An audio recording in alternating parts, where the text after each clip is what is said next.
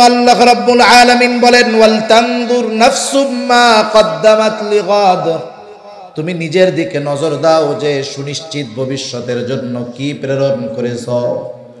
তার মানে তুমি আখিরাতের জন্য কি পাঠাইছো। শুধু নিজের ব্যাংকে কত হইল, বেতন কত হইল, মাসে মাসে ব্যাংকে কত জমাইলা, এই হিসাবটা রাত্রে শুয়া শুয়া কইরো না। তুমি মাঝে মধ্যে ওই আখিরাতে অনন্তকালের সুনিশ্চিত ভবিষ্যতে ভালো থাকার জন্য কি ব্যাংক ব্যালেন্স পাঠাইছো, এই বিষয়টারও মাঝে মধ্যে হিসাব কইরো। এজন্য আমাদের জীবনের সাথে হিসাব করার দরকার। এটাকে বলা হয় মুহাসাবা।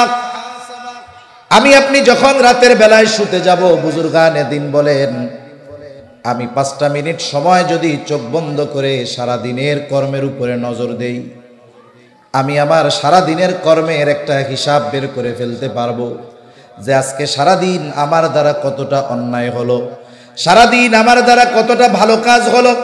দেখা গেল আজকের দিনে মন্দ কাজ বেশি, ভালো কাজ কম। একজন মানুষ যখন রাতের বেলা ঘুমোতে যায়, বিছানায় যায়, সে বিছানায় যেই চিন্তা নিয়ে যায়, যেই কর্ম নিয়ে বিছানার সাথে সেই পিঠটা লাগায়, তার গোটা রাত ওই চিন্তা আর ওই কর্মের প্রভাব তার উপরে বিস্তার লাভ করে। এখন আমি আপনি যদি রাতে জীবনের এই হিসাবটা করে বিছানায় যাই, আমি যদি চিন্তা করি আরে আমার তো আজকেই গুনাহ বেশি, সারা জীবনের হিসাবটা যদি এমন হয় যে আমার গুনাহই বেশি, তাহলে তো আমার কিয়ামতের দিন নাজাত পাওয়ার উপায় নাই, জাহান্নামে যেতে হবে। হয়তো এই হিসাব, এই চিন্তা ওই মানুষটাকে তাওবা করতে উদ্বুদ্ধ করবে। সে হয়তো আল্লাহর কাছে খালেস তাওবা করবে, বলবে আল্লাহ আমি তো শয়তানের ধোঁকায় পড়ে অনেক গুনাহ করে ফেলেছি, আল্লাহ এই অবস্থায় যদি আমার মরণ হয় বাঁচার কোনো উপায় নাই, আল্লাহ আপনি আমাকে ক্ষমা করে দেন, আমার গুনাহগুলো মাফ করে দেন, আমি আগামী দিন থেকে আর গুনাহ করব না। সেই ব্যক্তি যদি খালেস তাওবা করে, আশা করা যায় আল্লাহ তাআলা তার এই তাওবা কবুল করবে। আল্লাহ না করুন ওই রাত্রে যদি লোকটা মারা যায়, চিন্তা কইরা দেখেন তাওবা করছে, এরপরে আর গুনাহ করতে পারে নাই, আশা করা যায় ওই লোকটা মৃত্যুবরণ করবে আর আল্লাহ তাআলার বন্ধুদের তালিকায় তার নামটা উঠে যাবে। ইয়া আইয়ুহাল্লাযীনা আমানুত্তাকুল্লাহ ওয়া কুনু মা'আস সাদিকিন।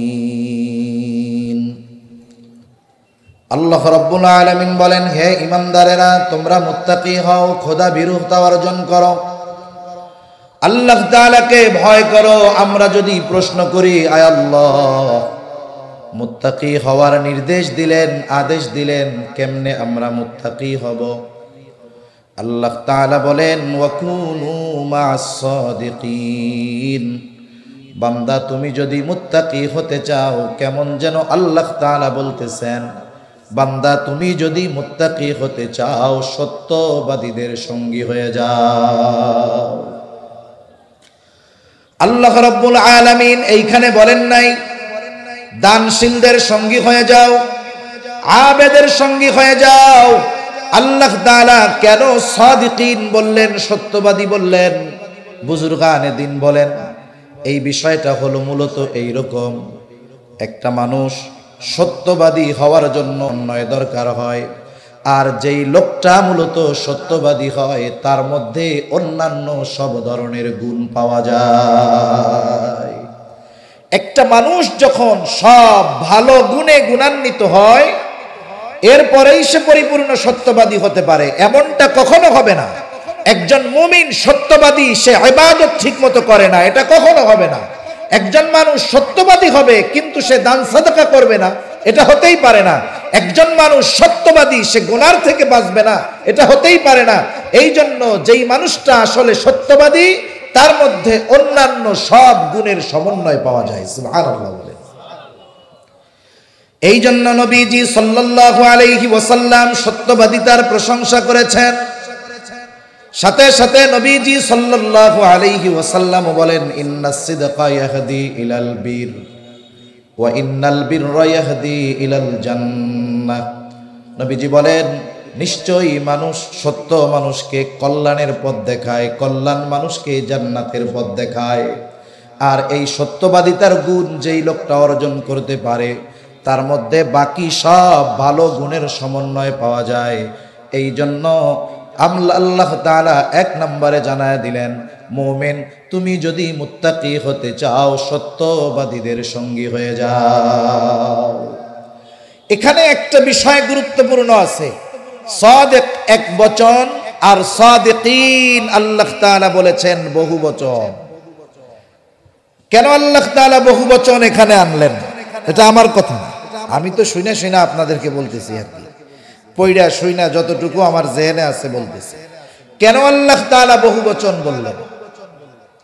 বলার অন্যতম একটি কারণ এটা হতে পারে, একটা মানুষের পরিচয় একটা হয় না, একটা মানুষের অবস্থান এক জায়গায় হয় না। একটা মানুষ যেখানেই থাকুক না কেন, যেই অবস্থানেই থাকুক না কেন, সব জায়গায় সে যাকে বন্ধু হিসাবে গ্রহণ করবে নিঃসন্দেহে তাকে সত্যবাদী এই গুণে গুণান্বিত হতে হবে। ঠিক কিনা বলেন? একজন মানুষ চাকরি করে অফিসে, স্বাভাবিক একসাথে চাকরি করার জন্য আশেপাশে যারা থাকে এদের সাথে, কলিগদের সাথে বন্ধুত্বের সম্পর্ক হয় কি হয় না? এখন যদি আমার আপনার বন্ধু অফিসে একজন নামাজি বন্ধু হয়, একজন গুনাহ থেকে বেঁচে থাকে এমন একজন মানুষ যদি বন্ধু হয়, ওই বন্ধু নেককার বন্ধু হওয়ার কারণে দিনের পথে চলা আমার আপনার জন্য সহজ হয় নাকি কঠিন হয়ে যায়? নিঃসন্দেহে সহজ হয়ে যায়। আবার আপনি যখন অফিস থেকে বাসায় ফিরে আসেন, আপনার অবস্থান যেখানে ওখানে অনেক মানুষের সাথে সম্পর্ক হয়, বন্ধুত্ব হয়। ওই জায়গাগুলো যাদের সাথে সম্পর্ক হবে উচিত হলো যারা সত্যবাদী, নেককার, পরহেজগার, মুত্তাকি তাদেরকে বন্ধুরূপে গ্রহণ করা। তাহলে অফিসের বন্ধুটাও আপনার নেককার, বাসার বন্ধুটাও নেককার। তাহলে বলেন তো দ্বীনের উপরে চলা সহজ হবে নাকি কঠিন হয়ে যাবে? প্রত্যেকটা ক্ষেত্রে যদি বন্ধু ভালো হয়, বন্ধু যদি ভালো হয় তাহলে বন্ধু যেমন ওর প্রভাব অন্যান্য বন্ধুদের মধ্যে পড়ে, সাথী যেমন তার প্রভাব অন্যান্য সাথীর মধ্যে পড়ে। এই জন্য একটা প্রবাদ আছে, সৎ সঙ্গ স্বর্গবাস, অসৎ সঙ্গ সর্বনাশ। ঠিক কিনা বলেন? সৎসঙ্গ স্বর্গবাস, অসৎ সঙ্গ সর্বনাশ। এরকম উপমা অনেক বুজুর্গানের দিন দিয়ে থাকেন লোহার সাথে চুম্বকের সাথে। একটা লোহা যত শক্তিশালী হোক না কেন, ওই লোহার মধ্যে আকর্ষণ করার শক্তি থাকে না, সে আরেকটা লোহাকে আকর্ষণ করতে পারে না, বরং সে চুম্বকের দ্বারা আকর্ষিত হয়। কিন্তু ওই চুম্বকটা লোহার চাইতে কিন্তু শক্ত নয়, বরং নরম, দুর্বল। লোহার তুলনায় চুম্বক কিন্তু দুর্বল।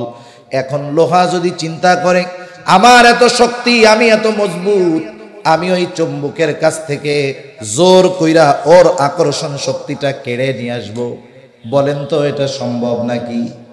কখনোই সম্ভব নয়। কিন্তু ওই আকর্ষণ করার শক্তিবিহীন মজবুত লোহাটা যদি ওই চুম্বকের সংস্পর্শে লাগা যায়, দীর্ঘ সময় যদি তার সাথে লেগে থাকে, একটা সময় দেখা যাবে ওই লোহার মধ্যে চুম্বকের কিছু আকর্ষণ করার শক্তি তার মধ্যে চলে আসে। এজন্য সঙ্গের একটা প্রভাব সব সময় আছে। আর আল্লাহ তাআলা বললেন সত্যবাদীদের সঙ্গী হয়ে যাও। আর যেই মানুষটা আসলে সত্যবাদী তার মধ্যে বাকি সব ভালো গুণের সমন্বয় এমনিতেই পাওয়া যায়, আলাদাভাবে জিজ্ঞেস করার দরকার নাই। একটা উদাহরণ দিলে বুঝতে সহজ হবে বিষয়টা কেমন। মনে করেন একটা ছেলে এক এলাকায়, কেউ ওই এলাকার উচ্চ শিক্ষিত নাই। আগের আমলের গ্রামের মানুষেরা, এখনো গ্রামের অনেক মুরব্বীরা মনে করে ম্যাট্রিক আইয়া এটা মনে হয় অনেক বড় শিক্ষিত কেউ। গ্রামের মানুষ এখনো অনেক জায়গায় এরকম ভাবে, প্রত্যন্ত অঞ্চলে। তা ওই গ্রামের একজন শহরে লেখাপড়া করে বিসিএস ক্যাডার হয়েছে, ভার্সিটি থেকে অনার্স মাস্টার্স সব কমপ্লিট করছে, বিসিএস ক্যাডার হয়েছে, বড় সরকারি চাকরি পেয়ে গেছে। এখন ওই লোকটা যখন গ্রামে গেছে, আশেপাশের সব মানুষ তাকে দেখতে আসছে যে আমাদের গ্রামে একজন উচ্চ শিক্ষিত মানুষ। এখন সবাই দেখে কথাবার্তা বলে চলে গেছে, একজন মুরব্বী দাঁড়িয়ে আছে। সবাই চলে যাওয়ার পরে মুরব্বীকে দেখে ওই বিসিএস ক্যাডার বলতেছে, চাচা আপনি কি কিছু বলবেন নাকি? বলে, হ্যাঁ বাজান, আমি তোমার কাছে একটা কথা জানতে চাইছিলাম। এখন ওই চাচা জানে যে ম্যাট্রিক আইএ পাস করলে সে অনেক উঁচু শিক্ষিত। তা বলতেছে, বাজান তুমি কি লেখাপড়া করছো? উনি বলতেছে যে আমি ভার্সিটি থেকে অনার্স মাস্টার্স কমপ্লিট করছি, সাথে সাথে বিসিএস শেষ করে এখন আমি একটা সরকারি চাকরি করতেছি। চাচা বলতেছে, বুঝলাম তুমি অনার্স মাস্টার্স পাস করছো, তুমি বিসিএস ক্যাডার হইছো বুঝলাম, কিন্তু বাবা তুমি কি আইএ পাস করছিলা? এখন আমারে একটু বলেন তো, একজন মাস্টার্স কমপ্লিট করা ছেলেকে যদি কেউ প্রশ্ন করে তুমি কি ম্যাট্রিক পাস করছিলা, এই প্রশ্নটা বোকামি না? কারণ সে ওই পর্যন্ত যাওয়ার জন্য এই ধাপগুলো সফলতার সাথে অতিক্রম করা লাগছে। এজন্য একটা মানুষ যখন সাদেক হয়ে যায় পরিপূর্ণ, ওই পর্যন্ত পৌঁছাতে গিয়ে তাকে অন্যান্য গুণাবলী অর্জন করে এরপরে ওই জায়গায় পৌঁছানো লাগে। এজন্য কেউ যদি প্রকৃত সত্যবাদীদের সঙ্গী হয়ে যায়, অন্যান্য সকল ভালো গুণ আস্তে আস্তে তার মধ্যে চলে আসে। কি বলবো, অনেক উপমা উদাহরণ দেওয়া যাবে। একজন ভালো মানুষ, সত্যবাদী মানুষের সঙ্গ কতটা প্রভাব মানব জীবনে পড়তে পারে এটা আপনাদের বলার প্রয়োজন হবে না। আজকে এশার আগে দেওয়ানার হযরত এখানে বয়ান করে গেছেন। একজন জেনারেল শিক্ষিত মানুষ, ঠিক কিনা বলেন? হারদুই হযরতের সোহবতে থাকছেন।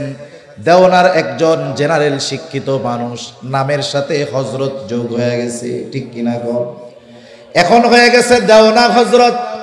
দেশের হাজারো উলামায়ে কেরাম ওই যে হারদুই হযরতের কাছ থেকে যেই আকর্ষণ নিজের মধ্যে নিয়েছেন সেটা পাওয়ার আশায় দেশের হাজারো উলামায়ে কেরাম ওনার সংস্পর্শে আসে না নাই?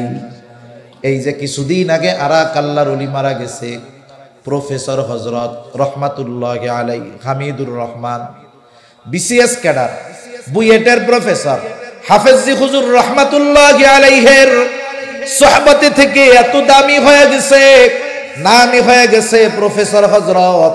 দেশের হাজারো উলামায়ে কেরাম ওনার সংস্পর্শে গেছে। উনি যেই আকর্ষণটা হাফেজি হুজুর রহমাতুল্লাহি আলাইহির থেকে লাভ করেছেন, ওনার থেকে ওই আকর্ষণগুলো অর্জন করার জন্য দেশের হাজারো উলামায়ে কেরাম ওনার সোহবতে গিয়েছেন। এই জন্য বাস্তব কথা হইল, একটা মানুষ যদি বাস্তবেই প্রকৃত মুত্তাকি হতে চায়, প্রকৃত আহলুল্লাহ তথা সাদিকিনদের সঙ্গ ছাড়া কখনোই সম্ভব নয়। এটা অসম্ভব। অর্জিত হতে পারে কিন্তু বাস্তবটা অর্জিত হবে না। আপনাদেরকে তো আর দামি শব্দ চেনানো লাগবে না। দামি শব্দের নাম শুনছেন? শুনে নাই মনে হয়। দামি শব্দের নাম শুনেন নাই? যেমন দামি মোবাইল, দামি নির্বাচন, দামি প্রার্থী, এসব বলে কিছুই শোনে নাই। শুনছেন না? এখন মনে করেন দামি কাকে বলে? দামি হইল অরিজিনালটার দেখতে হুবহু কিন্তু আসলে অরিজিনাল না। বুঝেন নাই? সোহবতবিহীন মুত্তাকি বুজুর্গ দেখতে ওই রকম বুজুর্গের মতো, কিন্তু এটা দামি বুজুর্গ, অরিজিনাল বুজুর্গ নয়।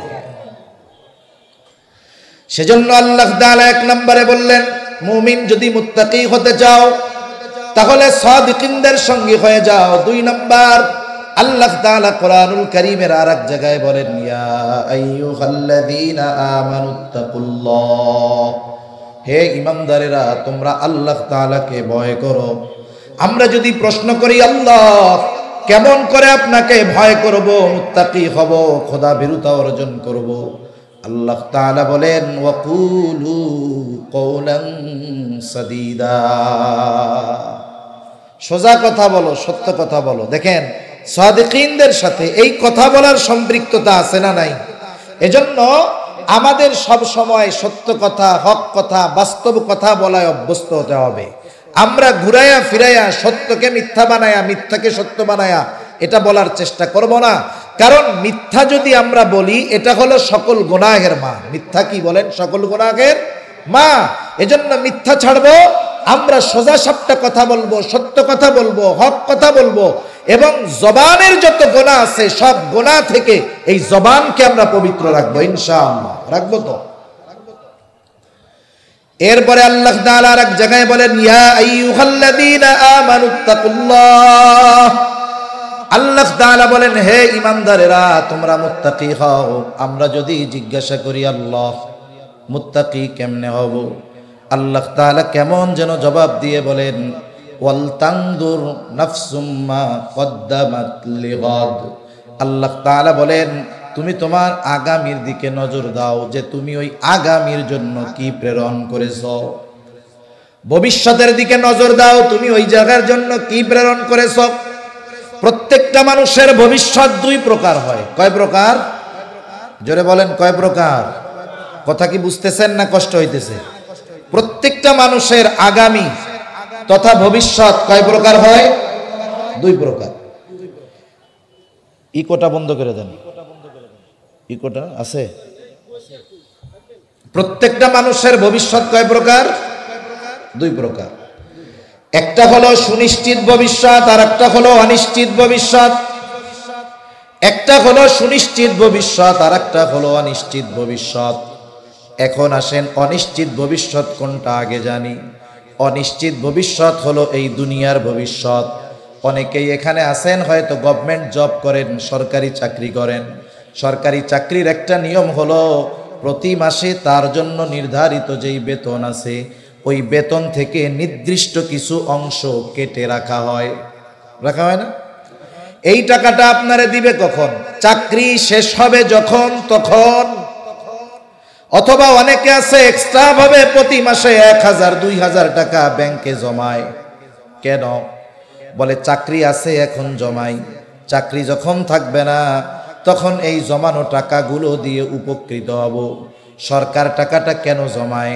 বলে কেমন যেন বলে তুমি যখন চাকরি শেষ করবা এই টাকাগুলো যদি দীর্ঘকাল ব্যাপী জমানো হয়, তোমার টাকাগুলো জমাইয়া এর সাথে আমি আরো কিছু টাকা যোগ কইরা ওই যে ভবিষ্যতে যখন তুমি চাকরি ছেড়ে দিবা মোটা অঙ্কের একটা টাকা তোমাকে দিয়ে দেওয়া হবে, যাতে ওই বার্ধক্যকালীন সময় ওই টাকাগুলো দিয়ে কিছু করে তুমি তোমার ভবিষ্যতে ভালো মতো চলতে পারো। ঠিক কিনা বলেন?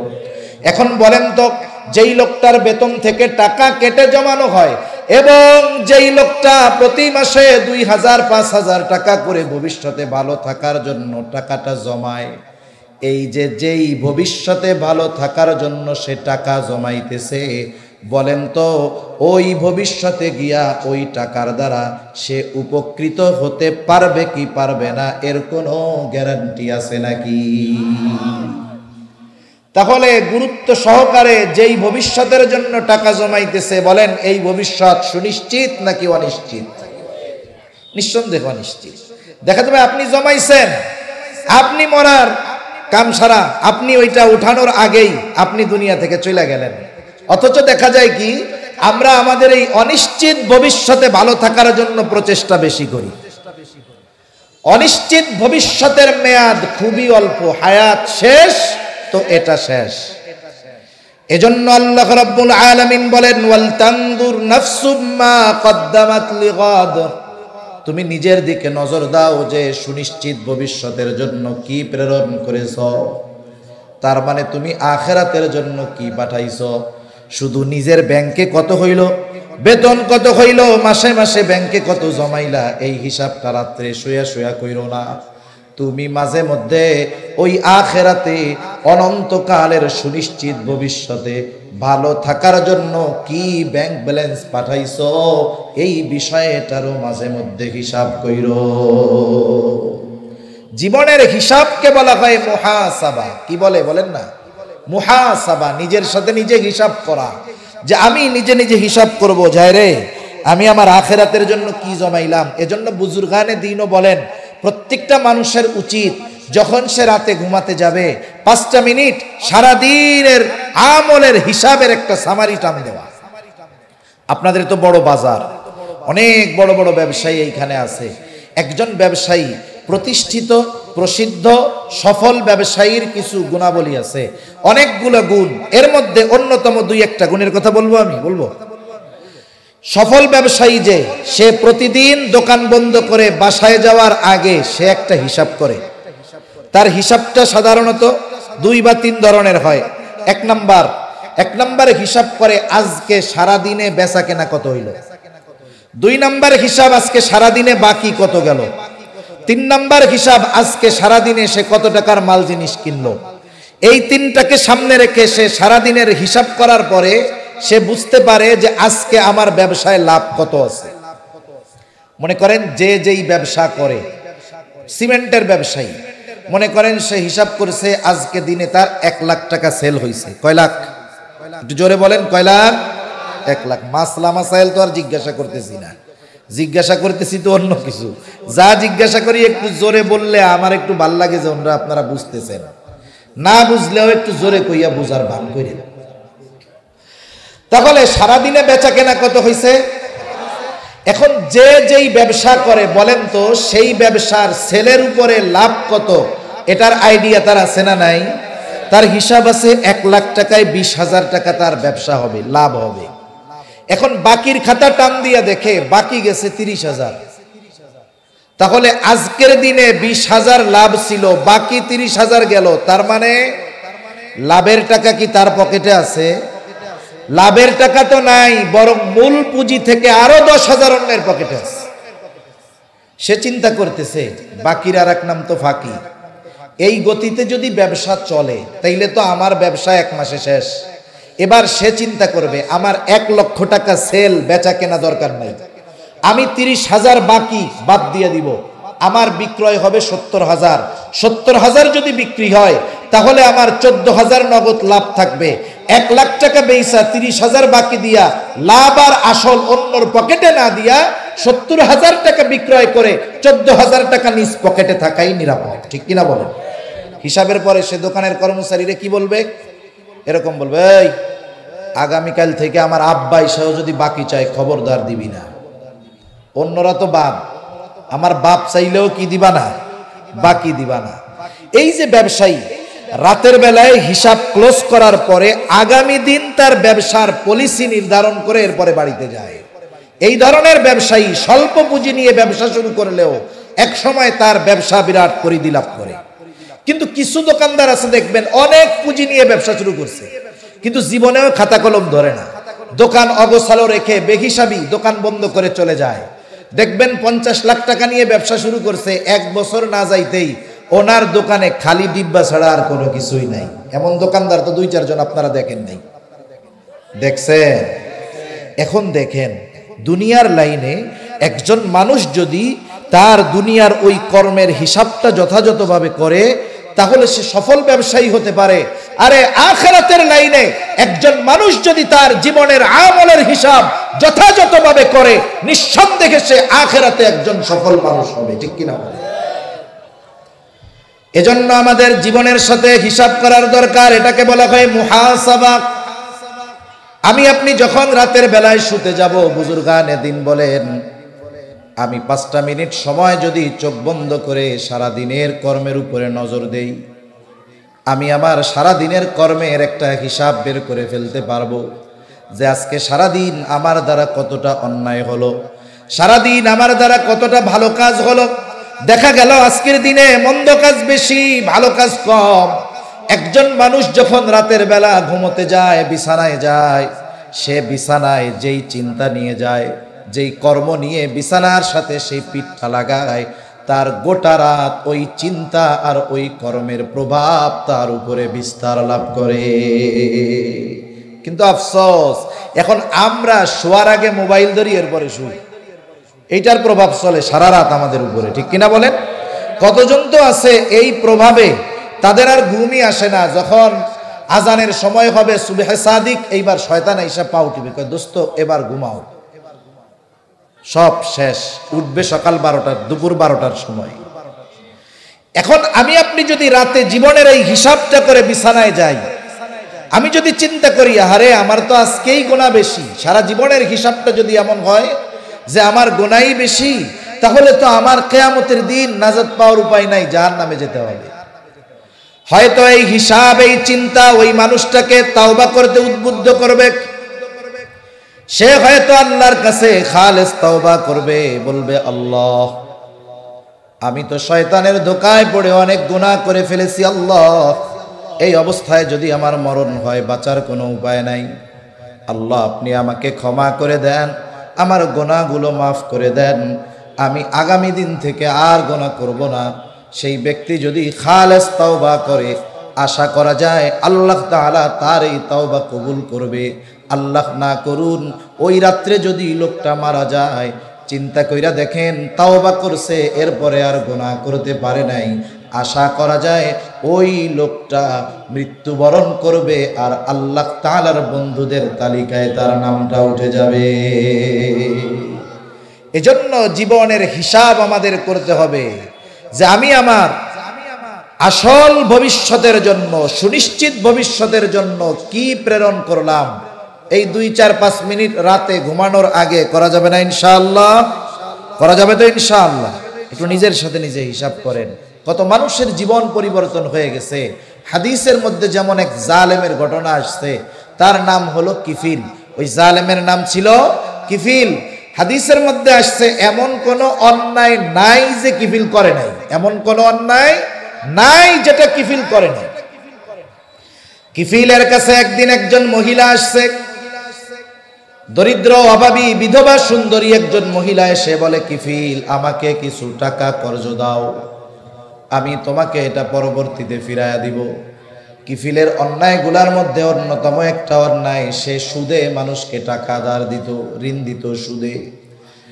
কিফিল বলে, মহিলা আমি তো তোমাকে এমনিতে কোনো টাকা দিব না। মহিলার চেহারার দিকে তাকাইয়া কিফিলের মধ্যে শয়তানি চিন্তা জাগ্রত হয়ে গেল। কিফিল বলে, তোমাকে টাকা দিতে পারি একটা শর্তে, সুদ দেওয়া লাগবে না, নির্ধারিত দিনে তুমি আমার সাথে গোপন অভিসারে লিপ্ত হবা, জেনায় লিপ্ত হবা। কাদাল ফাকির আইয়াকুনা কুফরা, দরিদ্রতা মানুষকে কুফরি পর্যন্ত পৌঁছায়া দেয়। এই জন্য আমার আপনার পাশে, আমার আপনার সমাজে আশেপাশে অনেক মানুষ এমন দেখতে পাওয়া যাবে যারা অপরাধের সাথে জড়ায় গেছে।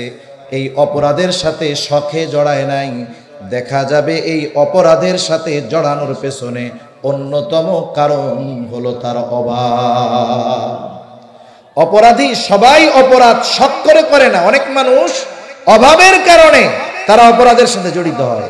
আমি যদি সচ্ছল হই, আমার প্রতিবেশী যদি অভাবের তাড়নায় অপরাধের পথ বেছে নেয়, আমি জানি সে অভাবী দরিদ্র, আমি সচ্ছল, তাকে সহযোগিতা করলাম না। সমাজের মানুষ আমরা সচ্ছল, ওই দরিদ্র লোকটাকে সহযোগিতা করলাম না, সে এক সময় গুনার পথ বেছে নিল, পাপের পথ বেছে নিল। মনে রাখবেন, ওই লোকটা অভাবে পড়ে পাপ করে আল্লাহর আদালতে একা অপরাধী হবে না, সমাজের সচ্ছল মানুষকেও সেই দিন অপরাধীর কাঠগড়ায় দাঁড়াতে হবে। এই জন্য বিষয়গুলো আমাদের খেয়াল রাখার দরকার। ইসলাম সামাজিক বিষয়গুলোকেও খুব গুরুত্ব সহকারে প্রেজেন্ট করছে। আমাদের না জানার কারণে আমরা বুঝি না। আমরা একজন অপরাধ করছে তার সমালোচনা করতে পারি শুধু, কিন্তু ফাইন্ড আউট করি না 10 জনে মিলে যে এই গুনার সাথে জড়িত হওয়ার কারণ কি, চুরির সাথে জড়িত হওয়ার কারণ কি, ছিনতাইয়ের সাথে জড়িত হওয়ার কারণ কি। বসেন 10 জন, 20 জন, 50 জন মিলে, ওকে ডেকে বলেন কারণ কি। ও যখন বলবে অভাবের তাড়নায় করি, আপনারা 20 জন মিলে সচ্ছল মানুষ যাকাতের টাকা দিয়ে ওর একটা রিক্সা কিনে দেন, একটু তদারকিতে থাকেন। রিক্সাটা কিনে দিয়ে বলেন, বাবা উপার্জনের জন্য যেহেতু এতকাল এই কাজগুলো করছো, আমরা তোমাকে সবাই মিলে রিক্সাটা কিনে দিলাম, খবরদার ওই কাজের সাথে আর যেও না। আমাদের মন মানসিকতা যদি এরকম হতো, তাহলে সমাজ থেকে অনেক অপরাধ নির্মূল করা আমাদের জন্য সামাজিকভাবে সহজ হয়ে যাইত, ঠিক কিনা বলেন? এইবার ওই মহিলা আসছে, আয়েশা বলে কিফিল টাকা দাও। কিফিল বলে, যদি আমার সাথে নির্ধারিত দিনে জেনায় লিপ্ত হও, টাকা দিতে রাজি আছি। দরিদ্রতা মানুষকে কুফরি পর্যন্ত পৌঁছায়া দেয়। মহিলা অভাবের কারণে, প্রয়োজনের কারণে তার শর্তে রাজি হয়ে গেল। নির্ধারিত দিনে জালেম কিফিল হাজির। মহিলাকে বলতেছে, মহিলা তুমি যেই প্রতিশ্রুতি দিয়েছিলে সেই প্রতিশ্রুতি তুমি আদায় করো। এইবার হাদিসের মধ্যে আসছে মহিলার একেবারে কাছে চলে গেছে জালেম কিফিল, কিন্তু মহিলা থরথর করে কাঁপতেছে। এই দৃশ্য দেখে জালেম কিফিল বলে, মহিলা তুমি কেন কাঁপতেছো, কেন ভয় পাইতেছো? আমি তো তোমাকে জোর করি নাই, তুমি নিজেই তো এই শর্তে রাজি হয়েছো, তাহলে তোমার কান্নার কারণ কি, এই ভয়ের কারণ কি? মহিলা বলে, ও কিফিল আমি জীবনে কখনো এই ধরনের পাপের সাথে জড়িত হই নাই রে কিফিল। আমি শুধুমাত্র অভাবের তাড়নায় তোমার কাছ থেকে ওই টাকাগুলো নিয়েছিলাম। আমি বাধ্য হয়ে তোমার কাছে ওই বিষয়ের স্বীকৃতি দিয়েছিলাম। আমি তো এই ভয়ে কান্না করি রে কিফিল, আজ যদি তোমার সাথে এই অপকর্ম করার পরে আমার মৃত্যু হয়, কিয়ামতের দিন আল্লাহ তাআলার সামনে আমাকে একজন জেনাকার হিসাবে উপস্থিত হওয়া লাগবে। আমি শুধুমাত্র এই ভয়ের কারণে কান্না করতেছি। এতটুকু কথা জালেম কিফিলের কর্ণকুহর দিয়ে হৃদয় পর্যন্ত পৌঁছায় গেল। তার অন্তরের পরিবর্তন ঘটে গেল। জালেম কিফিল হয়তো চিন্তা করতেছে, আহারে আমি তো এমন কোনো অন্যায় নাই যেগুলা করি নাই। আর মহিলা একটা গুনাহ করবে তাও স্বেচ্ছায় নয় বরং বাধ্য হয়ে। এর কত ভয়! 60 দিরহাম মহিলাকে সে কর্জ দিয়েছিল। জালেম কিফিলের মধ্যে পরিবর্তন ঘটে গেল। তার অন্তর তাওবার দিকে ধাবিত হলো। কিফিল বলতেছে, মহিলা যাও, আমি তোমাকে যেই 60 দিরহাম দিয়েছিলাম এটা সাদকা করে দিলাম, মাফ করে দিলাম। আর শুনে নাও, আগামীতে আমি আর এমন কোনো অন্যায়ের সাথে জড়িত হব না, গুনাহ করব না। জালেম কিফিল তাওবা করে বাড়িতে গেল। ঘটনাক্রমে ওই রাত্রে জালেম কিফিল দুনিয়া থেকে চলে গেল। জালেম কিফিল মারা গেছে। এখন সমাজে অনেক মানুষ আছে যারা জালেম। এরা মৃত্যুবরণ করলে মুখে মুখে মানুষে ইন্না লিল্লাহ কয়, মনে মনে কয় আলহামদুলিল্লাহ, আল্লাহ আরো আগে মরল না কেন। এরকম লোক তো আমাদের দেশে 2-4 জন মনে হয় নাই। কোন এলাকায় অভাব নাই, ওইগুলা মরলে মানুষ জোরে ইন্না লিল্লাহ কবে, মনে মনে তাসবিহ গুনতে গুনতে আলহামদুলিল্লাহ বলবে যে আল্লাহ এই জালেমরা আরো কেন 10 বছর আগে দুনিয়া থেকে নিলাম। সেজন্য জীবন এমন গঠন করার দরকার যে আমার মৃত্যুতে যেন মানুষ কান্না করে, এমন কথা না বলে যে বাচ্চি। জালেম কিফিল মারা গেছে, মানুষের মধ্যে আনন্দ মিছিল শুরু হয়ে গেছে। সকলে বলে জালেম কিফিল মরছে, ভালো হয়েছে। কিন্তু আল্লাহ তাআলা জানায় দিলেন না, কিফিলকে আর জালেম বইল না। কারণ কিফিল তওবা করছে, কিফিলের তওবা আল্লাহর কাছে কবুল হয়ে গেছে। কিফিল এখন আর জালেম নাই। কিফিলের নামটা আল্লাহ তাআলা তার প্রিয় বান্দাদের তালিকায় অন্তর্ভুক্ত করে দিয়েছে। সেজন্য মানুষের মুহাসাবা, জীবনের হিসাব, তার জীবনের গতিপথ পরিবর্তনের কারণ হতে পারে কি পারে না। সেজন্য আমরা আমাদের জীবনের হিসাব করব তো ইনশাআল্লাহ। 4 নম্বর পদ্ধতি, গুনাহ থেকে বাঁচার তথা মুত্তাকি হওয়ার, তাকওয়া অর্জন করার 4 নম্বর পদ্ধতি, আমি যখনই যেই কোনো কাজ করতে যাব না কেন আমি সর্বদা এই চিন্তা রাখবো, আমার কর্ম দুনিয়ার কেউ দেখুক আর না দেখুক, দেখেন কে? আরো জোরে বলেন না কে? আল্লাহ তাআলা বলেন, ওয়ালাকাদ খালাকনাল ইনসানা ওয়া না'লামু মা তুওয়াসওয়িসু বিহি নাফসুহু ওয়া নাহনু আকরাবু ইলাইহি মিন হাবলিল ওয়ারিদ। আল্লাহ তাআলা বলেন, আমি মানুষ সৃষ্টি করেছি, ওয়া না'লামু মা তুওয়াসওয়িসু বিহি নাফসুহু, আমি জানি কোন জিনিস তার অন্তরের মধ্যে ওয়াসওয়াসা দেয়। আল্লাহ তাআলা কেন জানে? আল্লাহ তাআলা বলেন, ওয়া নাহনু আকরাবু ইলাইহি মিন হাবলিল ওয়ারিদ। আল্লাহ তাআলা বলেন, বান্দা জানার কারণ কি শোনো, আমি তো চাইতে অধিক নিকটে। আমি আমার যত কাছে, আমরা আমার যত কাছে, আমরা আমাদের যত কাছে, তার চাইতে বেশি কাছে কে? আরো জোরে বলেন না কে? আল্লাহ আমাদের সব জানে, সব দেখে, সর্বহালতে দেখে। আচ্ছা, আপনাদের কারো কাছে যদি বিশ্বস্ত সূত্রে এই খবর আসে যে ভাই আপনাকে কিন্তু গোয়েন্দা সংস্থা নজরদারিতে রাখছে, বিশ্বস্ত সূত্রে খবর আসলো আপনার গতিবিধি গোয়েন্দা সংস্থা পর্যবেক্ষণ করতেছে, যার ব্যাপারে এই খবর আসবে, বলেন তো তার চালচলন কেমন হয়ে যাবে? ও বাড়ি আর মসজিদ থেকে কোথাও যাবে না। ওর মতো বুজুর্গ দেখবেন 1 সপ্তাহ হয়ে গেছে আল্লাহর ওলি একবারে, কি ভয়ে? যে আমাকে নজরদারির মধ্যে রাখছে। এই কথা চিন্তা করে তার জীবনের পরিবর্তন হবে। আমাদের দুনিয়ায় এমন একটা জায়গা দেখান তো যেই জায়গায় গেলে আল্লাহ তাআলা দেখবে না। এরকম 2-4টা জায়গা দুনিয়ার কোনো জায়গায় আছে? দুনিয়ার কোথাও নাই। কোনো মানুষ যদি এমন কোন পাথরের মধ্যে গিয়ে আমল করে, ভালো কাজ অথবা মন্দ কাজ, যেই পাথরের দরজাও নাই জানালাও নাই, ওই রকম পাথরের মধ্যে গিয়ে যদি কেউ কোনো কর্ম করতে পারে, ওই কর্মটাও আল্লাহ তাআলা সুস্পষ্টভাবে দেখতে পায়। সুবহানাল্লাহ। তাহলে 1 নাম্বার চিন্তা করবো এটা, যে আমার আল্লাহ তাআলা আমাকে সর্ব অবস্থায় দেখতেছে। আমরা সর্ব অবস্থায় আল্লাহ তাআলার নজরদারির মধ্যে আছি। হয়তো আমার বাবা দেখবে না আমার গুনাহ, আমার মা দেখবে না, প্রশাসন দেখবে না, ওস্তাদ দেখবে না, কিন্তু দুনিয়ায় এমন কোনো জায়গা নাই যেখানে অন্যায় করলে আল্লাহ তাআলা দেখবে না। আমার মধ্যে মানুষের ভয় যতটা কাজ করে, আল্লাহর ব্যাপারে ততটা ভয় কাজ করে না। আমার মানুষের ব্যাপারে আমি আপনি যতটা লজ্জিত হই, আল্লাহ তাআলার ব্যাপারে এতটা লজ্জিত হই না। অথচ উচিত ছিল ভয়ের দিক দিয়ে সবচাইতে বেশি ভয় আল্লাহ তাআলাকে করা, লজ্জার দিক দিয়ে আল্লাহর ব্যাপারে সবচাইতে বেশি লজ্জিত হওয়া দরকার ছিল। যদি সবচাইতে ভীতি আল্লাহর ব্যাপারে থাকতো, সবচাইতে ভীতি যদি লজ্জা যদি আল্লাহর ব্যাপারে থাকতো, প্রত্যেকটা মানুষের চরিত্র মানুষের সামনে যেমন রাতের আধারে একাকী ঘরের মধ্যেও তেমন হয়ে যাইত। কিন্তু বাস্তবতা এর ভিন্ন। আল্লাহ রাব্বুল আলামিন এরপরে বলেন, শুধু যে আমি আল্লাহ দেখি তা নয়, ইদ ইয়াতালাক্কাল মুতালাক্কিয়ানি আনিল ইয়ামিনি ওয়া আনিশ শিমালি কাঈদ। আল্লাহ রাব্বুল আলামিন আমাদের ডান কাঁধে একজন, বাম কাঁধে একজন ফেরেশতা রাইখা দিয়েছেন লেখক। এরা আমাদের কর্মের ব্যাপারে জানে, সাথে সাথে আমাদের কর্মগুলো এরা লিপিবদ্ধ করে রাখে। এরা আমাদের কর্মের ব্যাপারে সাক্ষী।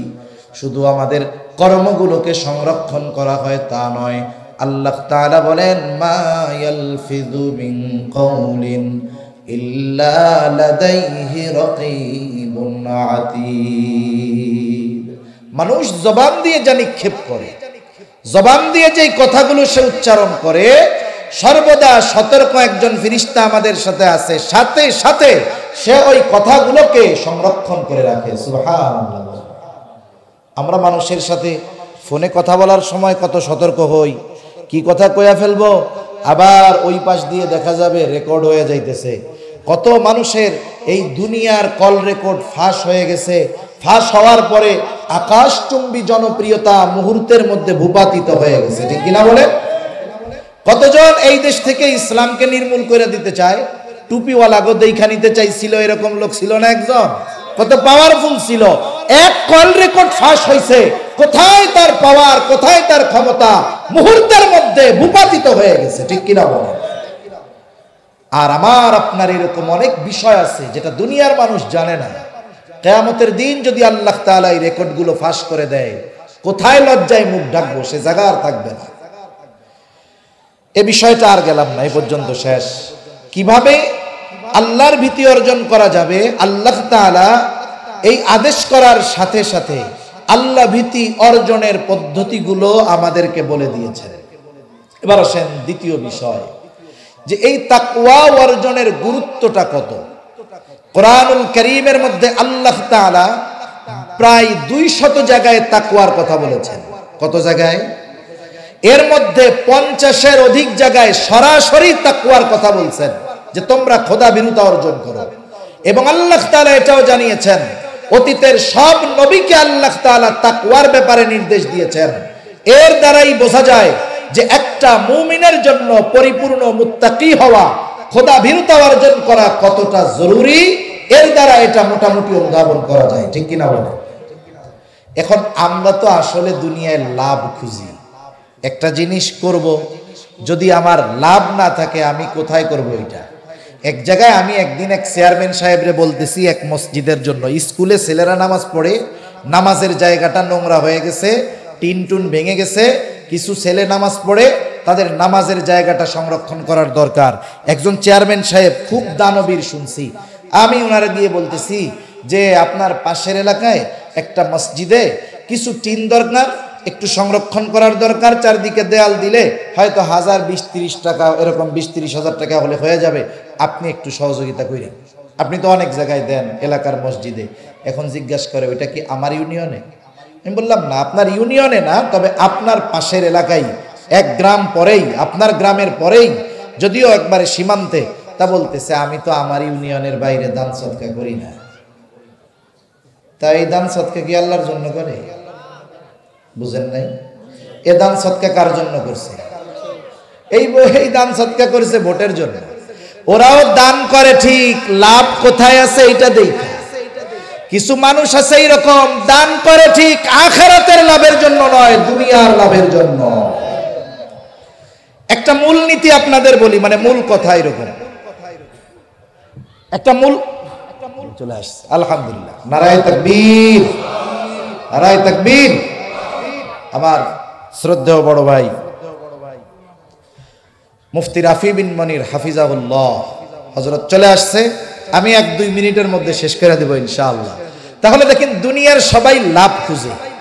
এখন আসেন, আল্লাহ তাআলার যত বিধিবিধান আছে, আদেশ নিষেধ আছে, বলেন তো এই বিধিবিধান আদেশ নিষেধ মানলে লাভ আছে না নাই? বাস্তবতা হলো দুনিয়ার লাভও আছে, আখিরাতের লাভও আছে। উলামায়ে কেরাম যদি সময় নিয়ে আলোচনা করেন, প্রত্যেকটা ইবাদতের দুনিয়ার লাভ আর আখিরাতের লাভ ওনারা বর্ণনা করতে পারবেন দীর্ঘ সময় নিয়ে।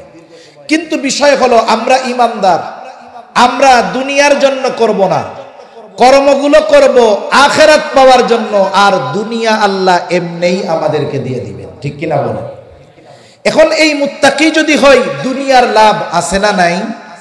দুনিয়াতে মানুষের যদি দুইটা বিষয়ের গ্যারান্টি দেওয়া হয় যে এই 2 বিষয়ে তোমার কোনো চিন্তা নাই, তাইলে দেখবেন ওই দুনিয়ায় ওই মানুষটা ওই দুনিয়ার মধ্যে সবচেয়ে সুখী মানুষ। আচ্ছা আসেন, একজন মানুষকে যদি বলা হয় এই দুনিয়ায় তোমার রিজিকের কোনো চিন্তা নাই। রিজক এটা ব্যাপক অর্থবোধক একটি শব্দ। বাংলাতে ধরেন জীবন উপকরণ, এই জীবন চালাতে যত কিছু প্রয়োজন সব কিছুর ব্যবস্থা করা হবে, টেনশন কইরো না। দ্বিতীয়, এই দুনিয়াতে যত বিপদ আপদ আসুক না কেন টেনশন করবা না, ওই বিপদ থেকে বের হওয়ার রাস্তা তোমার হয়ে যাবে। এখন এই 2 বিষয়ের গ্যারান্টি কোন মানুষ যদি দুনিয়ায় পেয়ে যায়, বলেন তো দুনিয়ার কোনো টেনশন চিন্তা তার কি আর থাকবে? থাকবে না। কেউ যদি এই 2টা জিনিসের গ্যারান্টি আল্লাহর কাছ থেকে পেতে চায়, তাহলে আল্লাহ তাআলা বলেন ওয়া মাইয়াত্তাকিল্লাহা ইয়াজআল লাহু মাখরাজা ওয়া ইয়ারযুকুহু মিন হাইথু লা ইয়াহতাসিব। আল্লাহ তাআলা বলেন, যে আল্লাহ তাআলাকে ভয় করে, ইয়াজআল লাহু মাখরাজা, তার দুনিয়া আখিরাতের যত মুসিবত হোক না কেন ওই মুসিবত থেকে বের হওয়ার ব্যবস্থা আল্লাহ তাআলা করে দিবে। 2 নাম্বার, ওয়া ইয়ারযুকুহু মিন হাইথু লা ইয়াহতাসিব, আর তাকে আল্লাহ তাআলা এমন জায়গা থেকে রিজিকের ব্যবস্থা করে দিবে যে সে সেটা কল্পনাও করতে পারবে না।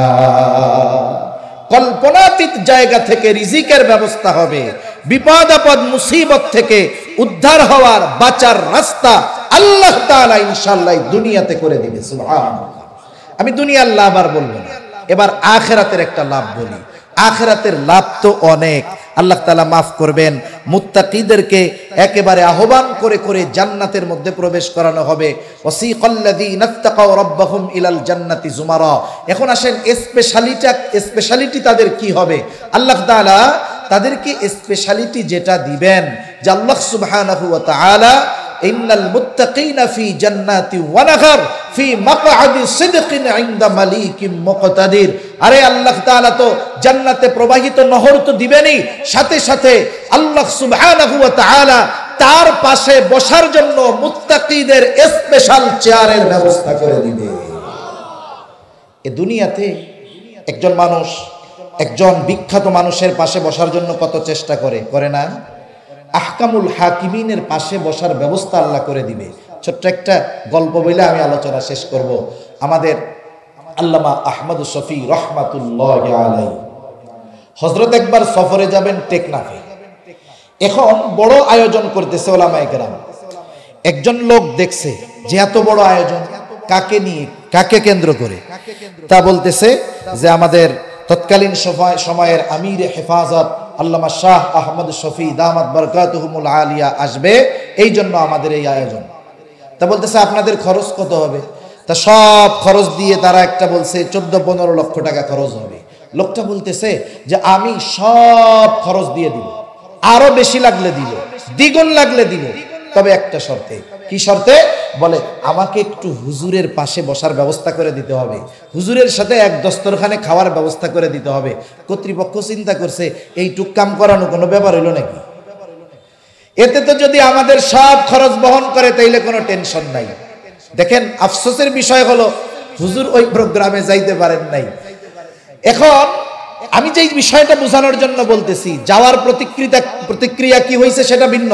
যেই বিষয়টা আমি বোঝানোর জন্য বলতেছি যে দেখেন, দুনিয়ার একটা মানুষের পাশে থাকার জন্য, পাশে একটা চেয়ার পাওয়ার জন্য, সাথে বসে একটু খাওয়ার জন্য একটা মানুষ 20 লক্ষ টাকা ব্যয় করতে পিছপা হয় নাই।